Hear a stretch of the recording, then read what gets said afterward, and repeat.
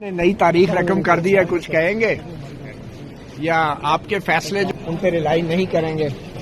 फैसले बोलते मैंने बोला ना, फैसले बोले। तो नाज़रीन, बादिउल नज़र में देखा जाए तो सुप्रीम कोर्ट का जनाजा निकल चुका है, क्योंकि हुकूमत ने 27वीं आईनी तरमीम से जो इकदाम कर दिया उसके बाद सुप्रीम कोर्ट का तो नाम ही ख़त्म होकर रह गया। ऐसे में आज जो जजेस थे, जो आईनी अदालत बनाई गई है उसका हल्फ उठाया गया। इस मौके पर वहाँ चीफ जस्टिस भी मौजूद थे, वज़ीर आज़म थे, सदर पाकिस्तान ने हल्फ लिया। और इस वाक़े के बाद वहाँ पर जजेस से मुकामी सहाफ़ियों ने सवाल करने की कोशिश की, लेकिन देखिए कि इस मौके पर जो जजेस थे वो भी खासे बुखलाए हुए, घबराए हुए दिखाई दिए और बाद जो सवालात हैं उसका जवाब देने से ग्रेज़ किया गया। इस मौके पर वकीला जो हैं वो अब खासे चार्ज दिखाई दे रहे हैं। ऐसे में सिंध हो, पंजाब हो, KPK हो, बलूचिस्तान हो, हर जगह जो हैं वो वकीला उनकी आवाज़ें आ रही हैं कि वो इस निज़ाम के ख़िलाफ़ अब एक जंग का आगाज़ करने लगे हैं। ऐसे में सिंध हाई कोर्ट आज सरापा एहतजाज हुई है। एक तो वहाँ पर मुकदमात की जो पैरवी है वो भी रुकवा दी गई, बाद वकीला जमा हुए और फिर ऐसे नारे लगे जो इस हुकूमत को, इस साम्राज्य को जो है वो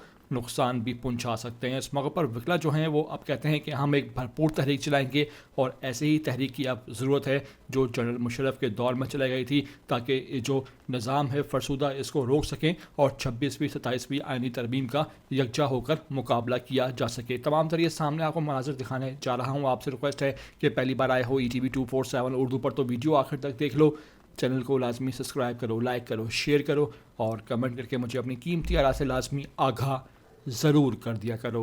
तारीख रकम कर दी है, कुछ कहेंगे या आपके फैसले जो उन पे रिलाई नहीं करेंगे? फैसले बोलते मैंने बोला ना, फैसले बोले।